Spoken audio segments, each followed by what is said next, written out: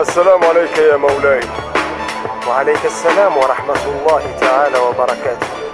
تفضل يا أسبوعي، أسمعنا ما عندك. حاضر يا مولاي.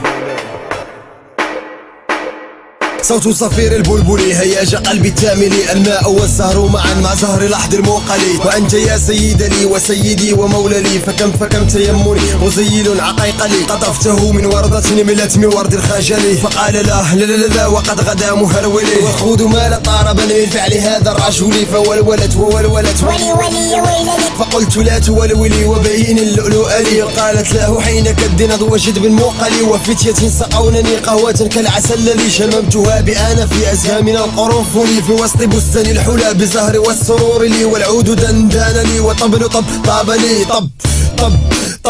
طاب لي وسقف ساق لي. والرقص قد طاب لي. شوى وشاهش على ورقص فرجلي. وغرد القمر يصيح مالل في ماللي. ولو تراني راكبا على حمار أهزلي، يمشي على ثلاثة كمشية العرنجلي. والناس ترجم جملي في السوق بالقلقلل، والكل كعكاع خلفي ومن حويللي. لكن مشيت هاربا من خشية العقنقل، إلى لقاء مالك معظم مبجل، يأمر لي بخلعة كالدم داملي. أجر فيها ماشيا مبغضدا لديالي. أنا الأديب الألمعي من حي أرض الموصل، نظمت قطعا زخرفت يعجاز عنها الأدب لي. أقول في مطلعها صوت صفير البلبلي. صوت صفير البلبلي. صوت صفير البلبلي. صوت صفير البلبلي. مولاي، هل سمعت بهذه القصيدة من قبيللي؟